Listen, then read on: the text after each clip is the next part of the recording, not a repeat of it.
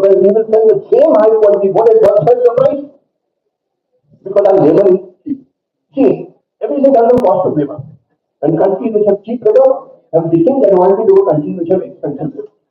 Now, if you set up a massive industrial base, as I said, Western industries will collapse, throwing millions and millions of people out of employment. Will they permit that? No, they will oppose it tooth and nail. And how do they oppose it tooth and nail? They do so by making Indians fight each other on the basis of religion, concept where things will become clear to you. Why did partition take place in 1947? Again, the same game is continuing all through. Once you have your basic concept where you can understand what is going on in the world, otherwise you will not understand. Uh,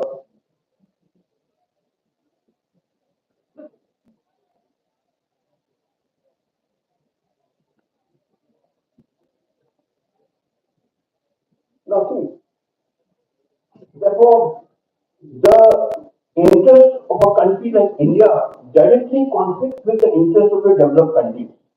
The developed countries' interest is that India must not be allowed to become a modern industrial giant. It must be kept poor and backward and feudal.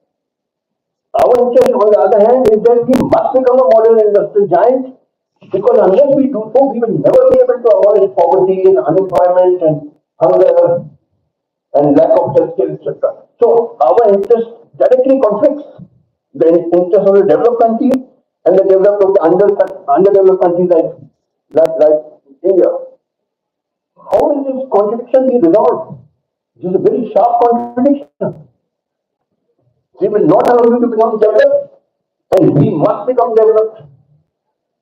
This direct contradiction. Now, to explain this, first, I want to go a little bit into history because then I will be able to explain to you how this contradiction can be resolved. First of all, you must understand what is India. आपको मालूम है भारत है क्या हिंदुस्तान है क्या Nobody knows. 143 crore people living in India. Not a single one can say what is India. Nobody, none of you can tell. I'll tell you. See, this is a country of immigrants. It is like North America.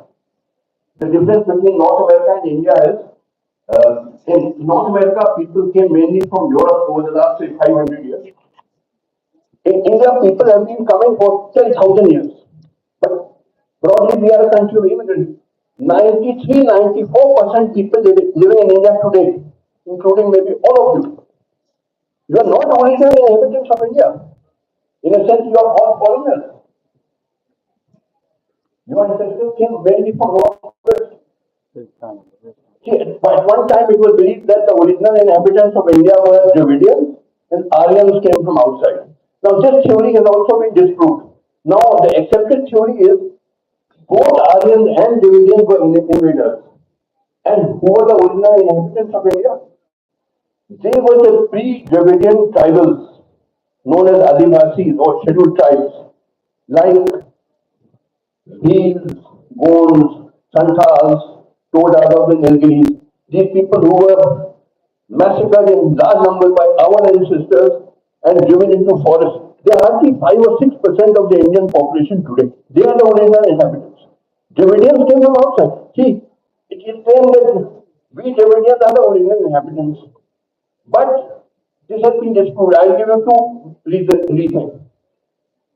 Even today, there is a language in Balochistan, which is part of Pakistan, in which a language spoken is called Brahui. Brahui. Please note it down in your mobile if you got it. Brahui, which is similar to your Kannada or Tamil. Now, this is surprise. You will be surprised. How is the South Indian language being spoken by 2 million people today in Balochistan? I've met many of those Brahui speakers. Their language is similar to your Kannada or Tamil. How? In Pakistan, there is a Dravidian language being spoken today. Obviously, this proves that some remnants of the Dravidians still have survived. And at one time, the Dravidians were living in this area, Pakistan area. and they were driven down maybe by Aryans or whoever. So that is one proof that even Dravidians are outsiders. And secondly, these pre-Dravidian tribals, these Gods, Santhals, etc., they do not speak the Dravidian group of languages. You got a Dravidian group of languages which includes Tamil, Kannada, Telugu, Malayalam, etc. These tribals do not speak the Dravidian group of languages. They speak a group of languages which are called Austric group of languages.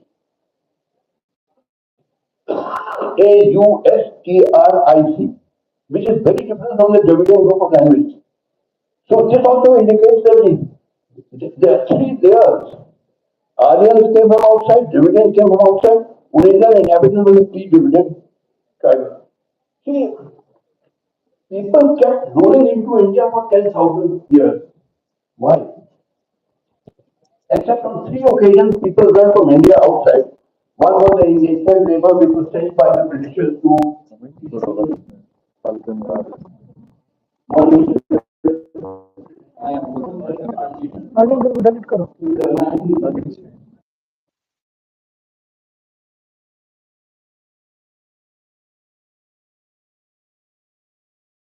the diaspora who was last year, IIT language, doctors, highly educated people who went to that. The number of hundred. Why? 6361. The reason is that people migrate from 9575757564. Now,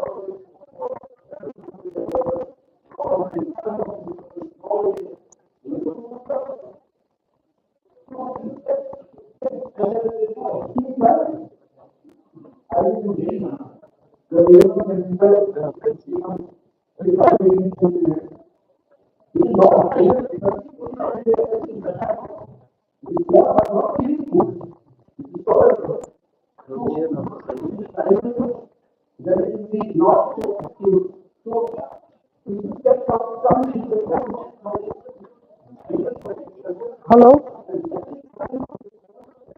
Hello? हाँ तो number में problem है इसलिए support जल्दी चाहिए. Hello.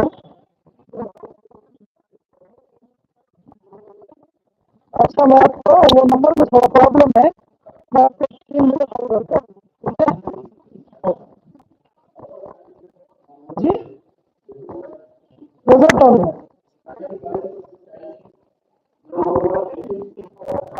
मैं आपको वो फोन का प्रॉब्लम है वो भी रिपेयर करने के दिया हूँ. थोड़ा एक ये फ्रेंड का फोन से कॉल किया, पीछे पीछे कॉल कर रखा है इसलिए मुझे आप 2-2:30 बजे तक टाइम दीजिए मैं करता हूँ. ठीक है.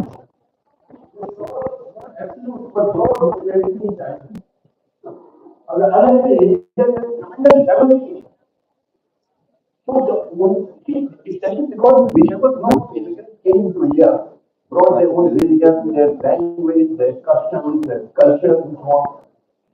That is why that explains the tremendous diversity in India because this is actually immigrants. So the only policy which can work in this country is the policy of the great Mughal Emperor Akbar, which is called Sule-e-Kul. See, Akbar tried to one, he tried to form a common religion called Deen-e-Ilahi, but that was a failure. But the second policy, Sule-e-Kul, was a great success. The Sule-e-Kul means giving equal respect to all religions and communities. Akbar had been the father of the Indian nation. That is why the Mughal Empire lasted so long, for 300 years, because it was inclusive. It took everybody together. Akbar had his own court, Hindu on a very high level. Like Raja Totenmal was the finance minister of the Mughal Empire. And Akbar and Birbal and Mansingh were great generals. Everybody was given respect. And that is the only policy of Sulai Kul which can keep this country together and take it on the path of progress. Presently, what has happened in the constitution, it is like a schedule. De jure you are secular, but de facto you are becoming Hindu. Now, if you make it like this, you are then treating non-Hindus as inferior. And what will be the result? The people in the Northeast, they are overwhelmingly Christians, like Nagas, Mizo, they are Christians. They will say, we will secede from India. You want to make this country a Hindu state, that means we may have become inferior. This is not acceptable to us. We have our self-respect. We will not live in a country which treats us as inferior. So the Northeast states will secede. Kashmir is predominantly Muslim. They will say, we will secede. Sikhs are demanding Khalistan. You're going to have many partitions. Then this country will be balkanized, it will be broken up. If you adopt this policy, then this will be a Hindu state with some elements that you cannot, as you know, are trying to do. Phone में लोग लगे ना कैसे बात है वो ये phone में कर दो टाइम होती ये फोन में रखो चल जाते हैं लैपटॉप ले लीजिए ये बार इसको उसका लैपटॉप चेक करा कर लेंगे ये फोन नाम का लास्ट में बोल ये फोन लास्ट में Criticize Islam. I can tell you, why did Islam spread in large parts of the world? From Spain to Indonesia, some people said that Islam spread at the point of the sword. But which Arab army went to Indonesia, which is 90% or 95% Muslim? There was no Arab army going to Indonesia. So this is not correct that Islam spread because of force, by the sword. Islam spread because it's a great message of equality. Camera से feed It treated everybody equal. Capture card में लेते It gave total emancipation to the depressed classes. बात को आवाज दे Hindu Clarity society है treats Dalits as inferior. At one time they were treated capture also घर में like रखा हूँ gods. मैं याद दिलो लाइट जो Islam spread in the world because of the great message of equality with the great prophet taught. That is why I respect the great prophet. And also, the prophet said, for knowledge go even to China. Of course, the word China is a metaphor. It means you, for knowledge, go wherever you may find it.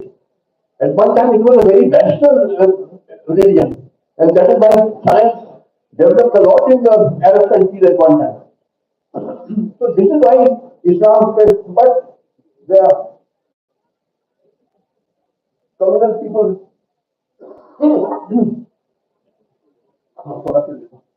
now see, let me now clarify one thing. There was no communalism in our country before 1857. Please note this.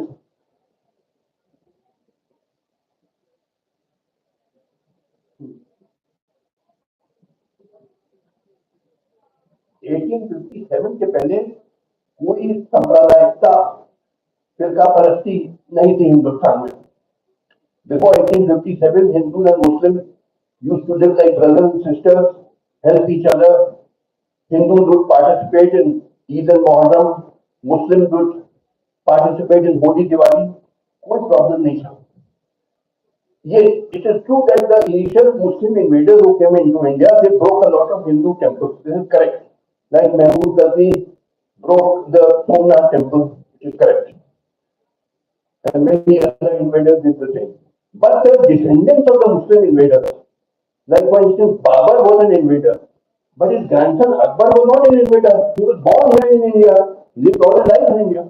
So the descendants of the Muslim invaders, they in fact, apart from breaking temples, they would give grants to Hindu temples. See, this part of our history has been concealed in our history books. Our history books have been distorted by the British and their followers. The first part is the Muslim invaders broke temples, that is mentioned. She Mahmud broke from the temple.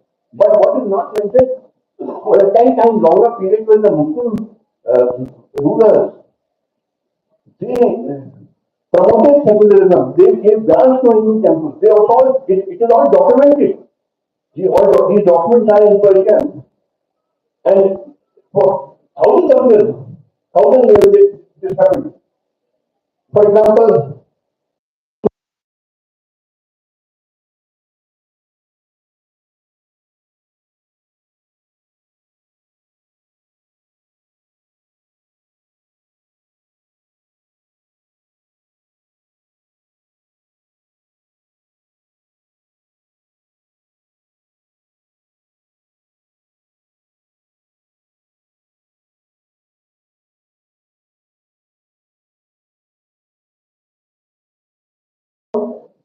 this was the name of a speech given by Professor B.N. Pandey in the last upper house of Indian Parliament, I think 1978 or so.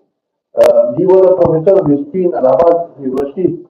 Then he went as governor of Odisha. Then he gave the speech, History in the Service of Peace, where he mentioned great details. See, Zero dimension. the Muslim rulers, their 80-90% population